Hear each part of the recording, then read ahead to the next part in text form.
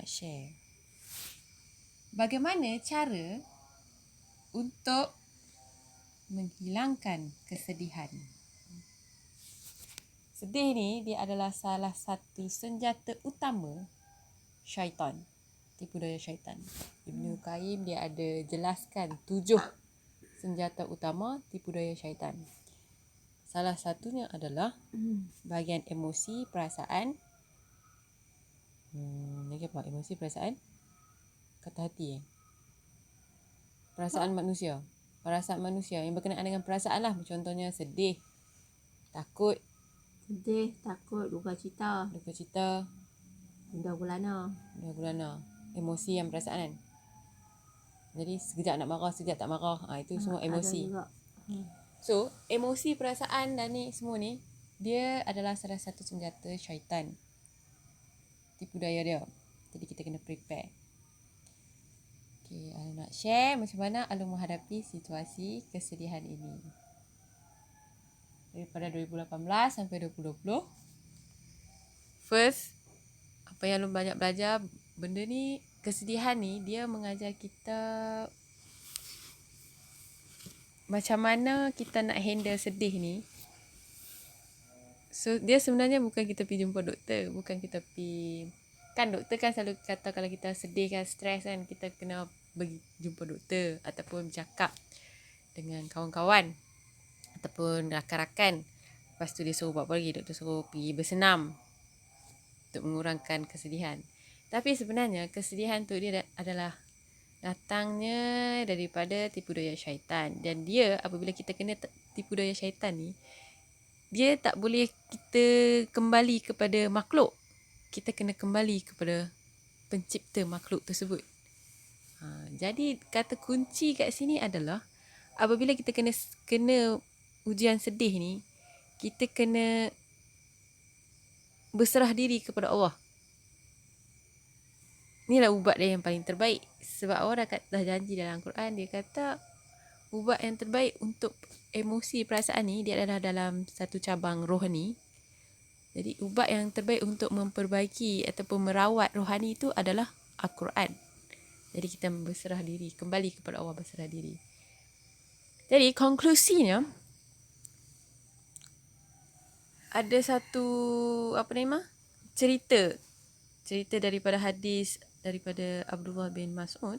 Ada seorang sahabat ke apa kawan ke, masyarakat biasa ke, dia pergi jumpa Nabi Muhammad. Dia tanya kat Nabi macam mana dia nak macam mana dia ada masalah, problem. Macam mana untuk meredakan kegelisahan, jiwa tidak tenteram, fikiran kusut, tidur tak lena dan selera dia hilang, selera makan dia hilang. Lepas tu Nabi kata ada 3 cara nak buat. Satu, dia kena pergi ke tempat orang yang membaca Al-Quran. Dia nak dengar, dia nak join sekali baca pun tak apa. Ataupun dia nak join sekali baca dan mendengar. Lepas tu nombor 2, dia kena pergi menghadiri majlis pengajian yang mengingati kepada Allah. Maksudnya kuliah lah. Pergi kuliah maghrib ke, kuliah subuh ke, kuliah apa yang ada kat masjid tu, pergilah dia pergi. Nombor 3, bila dua-dua ni dia tak boleh ke, 2 cara tak boleh, Nabi suruh apa? Suruh cari satu waktu yang sunyi.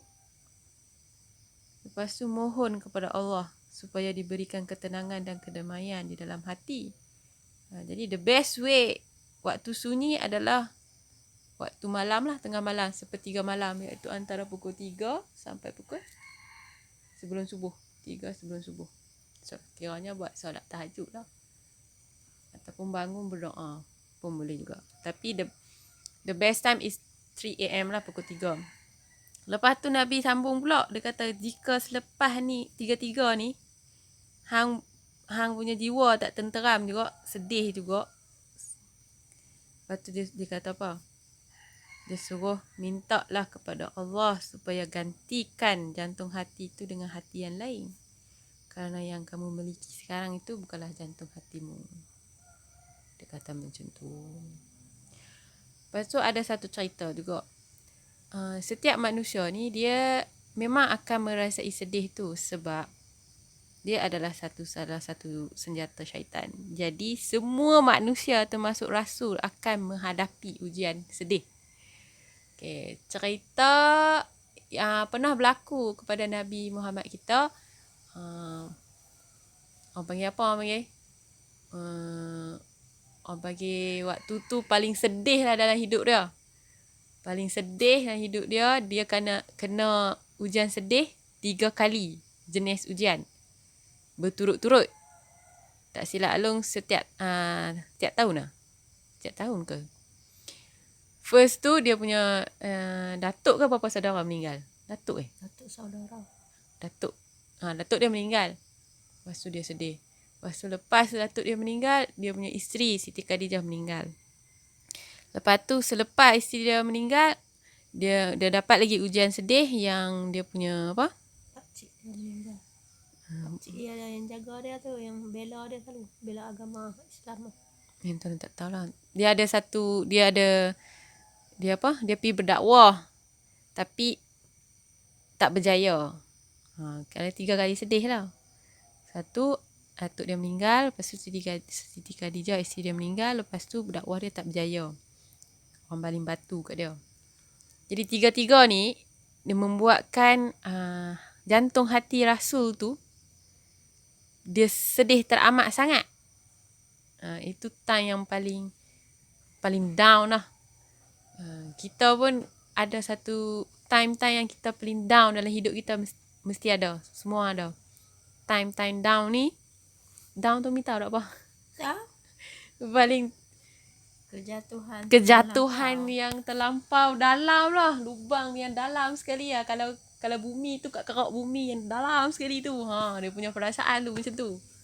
Lepas tu kan, Nabi, of course lah waktu tu Nabi memohon pertolongan kepada Allah. Tapi at the same time, dia juga merasai perasaan sedih itu. Sedih yang paling down sekali dalam hidup dia. Lepas tu, berlaku peristiwa Isra' Mi'raj. Macam mana sebutan dia? Isra' Mi'raj kan? Isra' Mi'raj kan? Lepas Isra' Mi'raj ni, dia ada, dia sebenarnya juga adalah sebuah hadiah daripada Allah kepada Rasul supaya untuk memberi semangat kepada Rasul untuk kembali ceria lah, keluar daripada kesedihan tu. Lepas tu masa Isra' Mi'raj tu dia pergi melawat Nabi-Nabi yang terdahulu, macam mana dia kena ujian. Kan? Ingat tak? Lepas tu di situ semangat dia pun kembali. Jadi kat sini kan, yang memberi semangat itu adalah siapa? Adalah Allah. Jadi, kita kena hapuskan kebergantungan kita terhadap makhluk Allah di dalam jantung hati kita, baru perasaan sedih tu dia akan hilang. And then, benda ni, dia bukan hari ni kita bergantung kepada Allah, tiba-tiba hari ni juga kita nak sihat daripada kesedihan tu. Dia bukan macam tu. Dia macam kita pergi jumpa doktor juga. Kalau kita nak rawat kita punya sakit kepala, kita makan Panadol, dia tak akan hilang waktu tu juga. Kita makan telan, lepas tu waktu yang sama juga kita nak dia baik. Tak boleh macam tu. Dia ada timing dia. Mungkin 1 jam ataupun 2 jam. Dan begitu juga kepada rawatan rohani. So rawatan rohani ni mungkin setiap seseorang itu mempunyai ujian yang tahap kesedihan yang berlainan. Jadi dia punya tahap untuk baik itu pun ambil masa yang berlainan. Kalau macam Along ambil masa 2 tahun. Benar? Yes, sebab Along suka mengkaji. Jadi dalam proses mengkaji tu Along menghadapi lagi ujian dalam pencarian untuk merawat kesedihan tu. So itulah. Jadi kesimpulannya, bagaimanakah cara untuk menghadapi kesedihan? Baca Quran. Nombor 1, baca Quran. Pergi tempat orang baca Quran. Kalau tak baca pun tak apa, dengar je pun boleh. Nombor 2, Pergilah kuliah. Yes. Nombor 3. Nombor 3, berdoa pada Allah. Ya, berdoa kepada Allah pada waktu sunyi. Pada waktu sunyi. Supaya diberikan ketenangan dan kedamaian. Lepas tu kalau tak boleh juga, Suruhlah Allah tukar hati lain. insya Allah suka hati lain. Kalau dah sedih ke belum? Kalau sedih ke belum? Sedih ke belum? Dah baik ke belum? Dah baik. Baik dah. Lepas tu kata kat Allah tukar hati yang lain ke? Tapi waktu Alun doa tukar hati kepada lain tu, dia ambil masa yang lama. Lebih daripada 6 bulan. Oh tu. Dia macam sedih tu dia main, dia turun naik.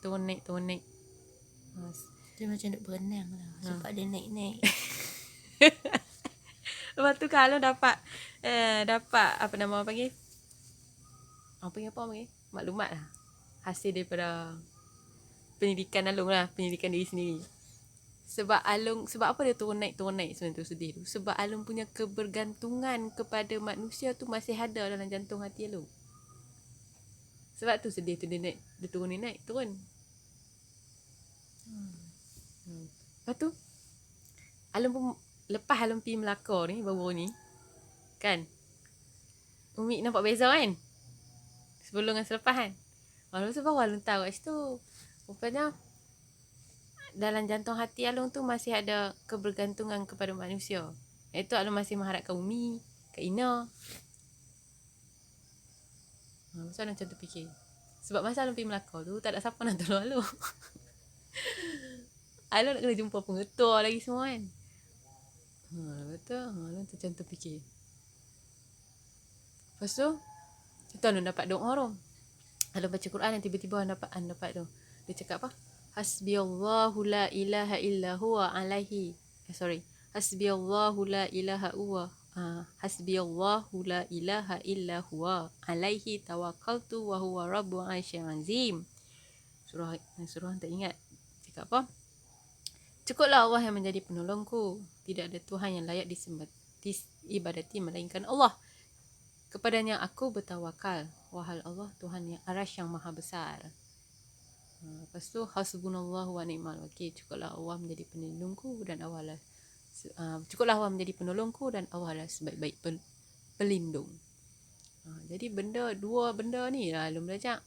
Rupanya kita kena hilangkan kebergantungan kepada manusia tu sepenuhnya. Dia tak boleh ada 1% pun. Kalau ada 1% tu, dia tu yang sebab sedih tu turun naik.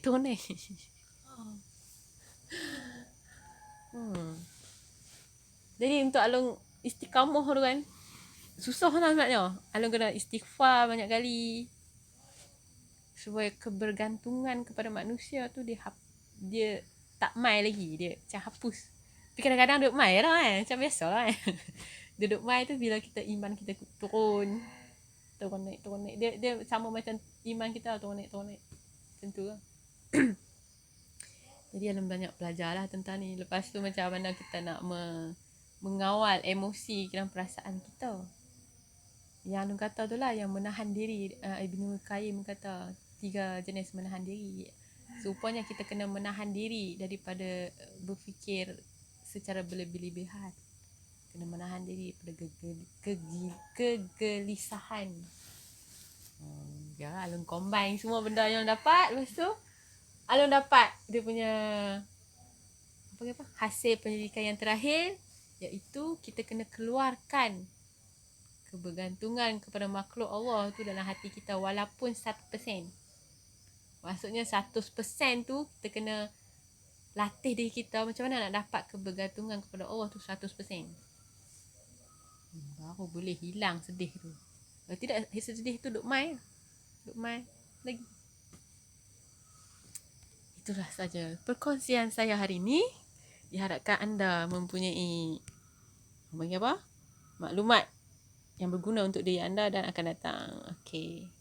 Kita tamat majlis kita dengan bacaan Subhanakallahumma wa bihamdika asyhadu an la ilaha illa anta astaghfiruka wa atubu ilaik.